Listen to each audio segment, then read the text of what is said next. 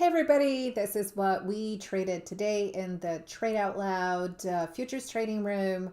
We narrowed it down to NASDAQ, which had the potential to break above higher much faster than the rest of the indices. We had a lot of resistance in the Dow.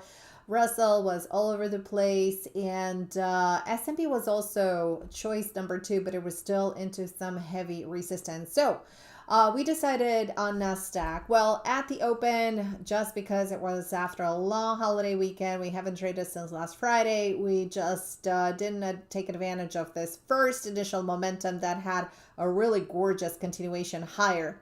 But we waited and waited for a setup because here's the thing: you have a setup, you have a trade. You don't have a setup, you don't have a trade. Because if you have a setup, you have good parameters to act on. You have a really good risk level.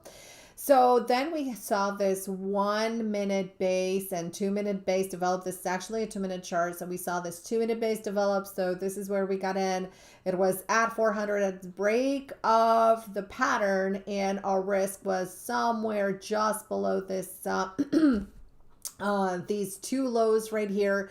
And we took advantage of this little momentum for higher. We actually had a target for 450 and 480, but the price action rotated. We locked in 420 at the sign of the first reversal. It was in confluence with the rest of the indices. S&P was pulling back, Dow was pulling back, Russell was pulling back. So and it was the timing of the market. We were closing in on 11 o'clock when you guys know the doors for the momentum kind of like are shutting down between 11 and 11:15. So this is what we did. It was a half an hour trade. It was the first trade that we did in July. So we're really looking forward to a very strong July, and we can't wait till earnings season kicks in.